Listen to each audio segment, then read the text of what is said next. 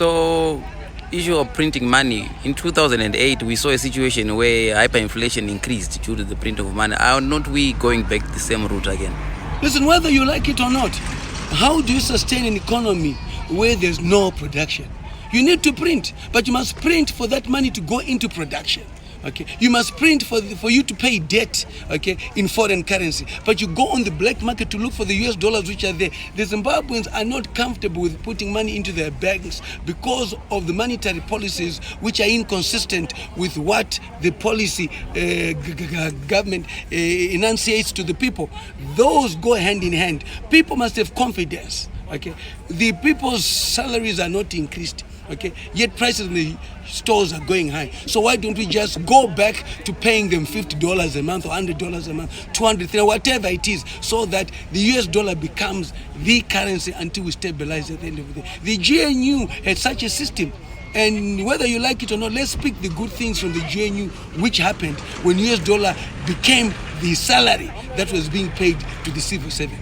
And Zimbabweans by nature do not bank. So you only get the money in the black market, in the streets and so forth. Because once you're given that money for whatever you're owed, you go to the bank and you ask for some money from an interbank, for an interbank rate. You will not get it. So you give me money from the Reserve Bank and I want foreign currency. I go to the bank, I don't get interbank. What do? I go into the black market and so forth. Because I need to pay the debt that I have so that I continue to produce at the end of the day. So this is something that must be understood. We've got maize, which is coming up now. We have a drought. Where are we going to get the money for maize? We will still go on the black market. So the aspect of printing is something that will continue to happen until we reach to a point where we're able to be a productive economy from an agricultural point of view, from an industrialization point of view, from the big mega deals in mining which have been signed when they start making money and so forth. So what I'm basically saying to you, this is just a temporary measure. How many people who are not big companies are also trading on the market? You're looking at the bigger companies, but everybody who's also looking for school fees is going on the black market to do that. So it is the system in a country which is there, and targeting this is not the answer. Let us target those who are supposed to be bringing gold to Fidelity and are not bringing the ugly. The main cause again is the small scale miners who are there, who are going to mine, but that gold is not accounted for. We have to look at the resources that we have, things which are sustainable at the end of the day. You've got people smuggling gold out of the country. Everybody's talking about them and so forth. At least these ones are known and they are caught, but the ones who are not caught are where the problem is. The issue now is the investigations which will be carried out at the end of the day. What will they bring up?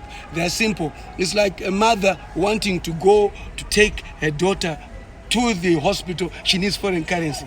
She finds it on the black market. She goes and pays for the foreign currency because the entire country is trading in foreign currency. So why did we then close the US dollar from being used? We need to go back and allow the US dollar to be used so that there's no shortage of US dollars, so that people don't trade illegally the US dollar until we get to a point where we have enough US dollars at the end of the day. By stopping the US dollar from trading, you are now allowing the market to flourish, which means people are doing things illegally.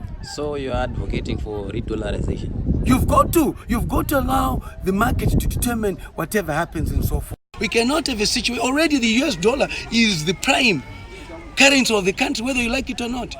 Okay, the ministers have got US dollars in their pockets. Everybody's got US dollars in their pockets and so forth. The workers are also having US dollars in their pockets because when they are sick, these hospitals, the government hospitals, are not able to give you anything on the base of the Zim dollar that we are using. So to me, we need to review everything because this is just a temporary measure.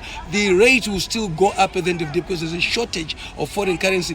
Open it up and allow people to do what they want to do. At the end of the day, we will get to a point where we know where the currency is. You cannot blame the RBZ, it is no foreign currency because there's no production. Who do you blame? The people who have been smuggling, who have been corrupt, okay, are the ones who we should be going for, putting in the prisons so that we close the gap, so that the loopholes which are there are no longer there and so forth. So this is a no-show, it's a non-event, because even if you investigate, how do you catch me for going on the black market with my money to get US dollars at the end of the day?